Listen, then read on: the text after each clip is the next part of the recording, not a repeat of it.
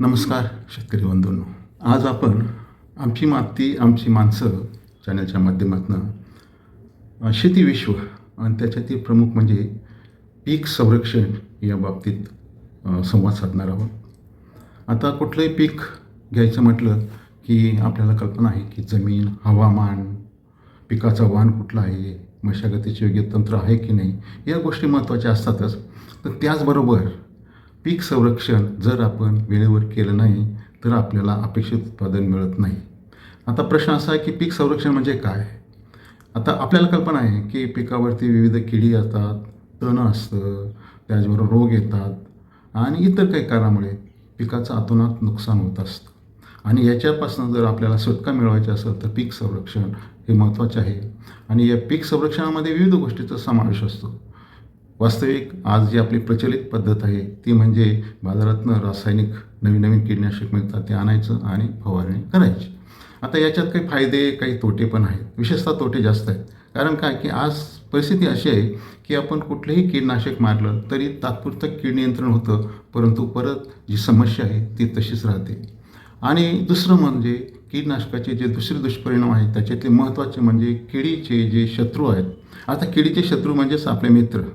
कारण आपण म्हणतो ना, शत्रूचे शत्रू ते आपले मित्र, आणि त्याला म्हणून आपण मित्र कीटक म्हणतात. तर ह्या रासायनिक कीटकनाशकामुळे जसं किडीचं नायनाट होतं तसंच हे जैविक जे एजंट्स आहेत, विशेषतः किडी आणि इतर काही, त्यांचाही नाश होत असतो. आणि मग त्यामुळे काय होतं की आपण औषध फवारल्यानंतर किडी तात्पुरतं मरतात, त्याचबरोबर हे जैविक एजंटसुद्धा मरतात. त्याला आपण परोपजीवी कीटक म्हणतो किंवा परजीवी म्हणतो, इंग्रजीमध्ये पॅरासाइट्स म्हणतात त्यांना, किंवा परभक्षक कीटक ज्यांना इंग्रजीत प्रिडेटर्स असे संबोधतात. आणि काही जीवजीवन आहेत हेही नष्ट होतात. मग हे टाळण्यासाठी आपल्याला फक्त कीटकनाशकावरतीच म्हणजे रासायनिक कीटकनाशकावरतीच अवलंबून न राहता इतर काही योग्य ती काळजी घेणं महत्त्वाचे. आता इतर जी योग्य काळजी घ्यायचं म्हटलं की त्यास आपण एकात्मिक कीड पद्धत म्हणतो, इंटिग्रेटेड पेस्ट मॅनेजमेंट.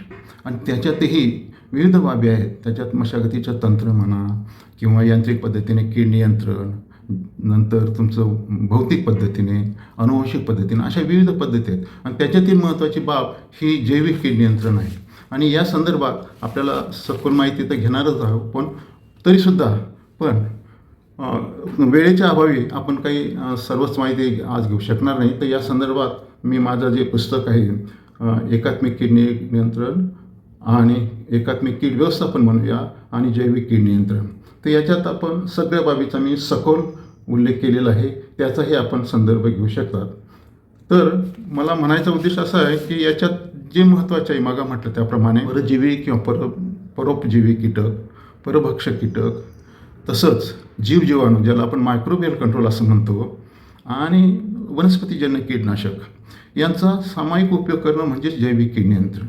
आता एकात्मिक कीड नियंत्रणाचा किंवा कीड व्यवस्थापनाचा उल्लेख केला मी, त्याच्यात विविध बाबीचा समावेश होतो हेही मी आताच बोललो आहे. तर त्याच्यात आपल्याला आज जैविक कीड नियंत्रण म्हणजे काय या बाबतीत आपण थोडक्यात बोलू. अर्थात वेळोवेळी आपल्याला आज जस्ट आपण म्हणतो की ओळख किंवा इंट्रोडक्शन करणार आहोत, नंतर वेळोवेळी मी बाकीचं सखोल माहिती देणार आहेच. तर आता जैविक कीड नियंत्रणामध्ये आपण परोपजैविक कीटकाचं उदाहरण घेऊया किंवा परजीवी कीटक म्हणजेच पॅरासाइट्स. तर त्याच्यात हे अतिशय सूक्ष्म असे जीवाणू किंवा किडी किंवा कीटक असतात की जे सहजासहजी लक्षात येत नाही, परंतु किडींचं नियंत्रण करण्यास पूर्णपणे समर्थ नसतात. परंतु वेळ अशी आली आहे की आपल्या ह्या रासायनिक कीटकनाशकामुळे किंवा इतर काही आपण प्रॅक्टिस अवलंब करतो, त्यामुळे किडींना आता चेक देण्यासाठी हे जे जैविक एजंट्स आहेत, पॅरासाइट्स आहेत, प्रिडेटर्स आहेत, हे नष्ट झाले आहेत. तर हे पॅरासाइट्स म्हटलं की अतिशय सूक्ष्म असतात आणि त्याचेही किडीवरती उपयोगी करण्याची पद्धत वेगवेगळी आहे. काही जे जैविक कीटक आहेत ते फक्त किडीच्या अंडीमध्ये शिरकाव करून अंडीच नष्ट करतात. त्याच्यामुळे साहजिकच किडीचं पूर्वीचं उत्पन्न ज्याला म्हणतो आपण प्रजनन कमी होऊ शकतं. आणि त्याचं उदाहरण असे बरेच आहेत, पण तो ट्रायकोग्रामा आपण बऱ्याचशा जणांनी ऐकलेलं आहे.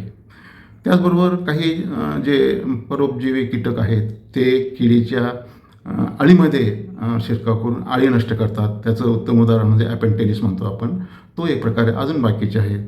तसंच काही किडी ह्या काही कीटक म्हणजे जैविक कीटक किंवा पॅरासाइट्स हे किडीच्या कोशात, कारण आपल्याला कल्पना आहे की किडीच्या 4 अवस्था असतात, अंडी, अळी, कोश आणि प्रौढ.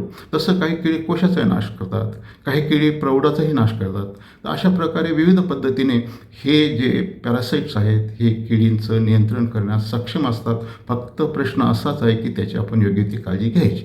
मग आता काळजी कशी घ्यायची, तर त्याचे विविध प्रकार आहेत. त्याच्यात महत्त्वाचं म्हणजे जे नैसर्गिकरित्या शेतात उपलब्ध आहेत पॅरासाईट्स किंवा प्रेडेटर्स, तर त्यांचं संवर्धन करणं, याला म्हणतात कॉन्झर्वेशन. हे करणं की जेणेकरून आपण अशी काही पद्धत वापरायची एकात्मिक किडनीसाठी की हे जे मित्र कीटक आहे हे पण नष्ट व्हायला नको. हे झालं कॉन्झर्वेशन. दुसरं असं की आपण काही वेळा बरेचशा इतिहासात असे उदाहरण आहेत, नंतर मी याबाबतीत बोलणार आहे. काही वेळा असे इतिहासात उदाहरण आहेत की आपल्याकडे जर हे पॅरासाईट्स किंवा प्रिपरेटर्स उपलब्ध नसलं तर इतर देशातून किंवा इतर ठिकाणाहून इम्पोर्ट करून आणूनसुद्धा कीड नियंत्रण यशस्वी पद्धतीने केल्याची उदाहरणं आहेत. त्याचबरोबर प्रयोगशाळेतही आपण हे वाढवू शकतो. त्याचे विविध माध्यमं असतात, त्याच्यावरती ते वाढवून आणि त्याची संख्या पुरेशी असली की शेतात जाऊन त्याचा प्रसार करायचा, म्हणजे मग ते पुढे किडीचं नियंत्रण करतात. त्याचबरोबर काही वेळा असं असतं की जे ती प्रकार असा आहे की काही जे पॅरासाईट्स आहेत ते फक्त एका वेळेस केलं तरीसुद्धा पुरेसे असतात, किंवा काही वेळा आपल्याला किडीच्या पिकावरील किडीच्या प्रादुर्भावानुसार वेळोवेळी आपल्याला हे पॅरासाईट किंवा प्रेडेटर शेतात प्रसारित करायचे असतात. हा झाला पॅरासाईट्स किंवा परोपजीवी कीटकांच्या बाबतीत. त्याचबरोबर महत्त्वाचं दुसरं अंग आहे परभक्षक, ज्याला आपण प्रेडेटर्स म्हणतो. आता प्रेडेटर्स किंवा परभक्षक आणि पॅरासाईट्स किंवा परोपजीवी कीटक याच्यातला मुख्य भेद असा आहे की मग सांगितलं मला की पॅरासाईट्स हे अत्यंत बारीक, सूक्ष्म, लहान असतात, किडीपेक्षा बरेचसे लहान असतात, सहजासहजी नजरेस पडत नाहीत.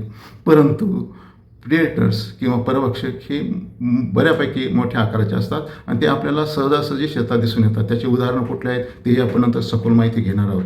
आणि अशा पद्धतीने हे जे परभक्षकसुद्धा हे किडीच्या नियंत्रणासाठी फार उपयोगी आहेत. त्याचे उदाहरण कुठल्या किडीवरती उपयोग आहेत त्याचे आपण सखोल माहिती घेणार आहोत. त्याचबरोबर मग सांगितल्याप्रमाणे काही वनस्पतीजन्य कीटकनाशक आहेत की जे वनस्पतीपासून मिळवलेलं असतात. उदाहरणार्थ आपण म्हणतो की निंबोळी अर्क इत्यादी. तर हे वनस्पतीजन्य, आता उदाहरण की दुसरं म्हणजे दशपर्णी अर्क आपल्याला कल्पना आहे. अशा पद्धतीने वनस्पतीवर आधारित असलेले सुद्धा बरेचसे जैविक पद्धतीने आपण कीड नियंत्रण करू शकतो. तर या पद्धतीने आपण पुढे सखोल ह्या जे आपण जैविक कीड नियंत्रण आहे तसंच एकात्मिक कीड व्यवस्थापनाचे जे विविध घटक आहेत हे वेळोवेळी मी आपल्याशी संवाद साधणार आहे आणि त्या बाबतीत संपूर्णपणे माहिती देणार आहेत. आता वेळेअभावी मी इथंच थांबतो.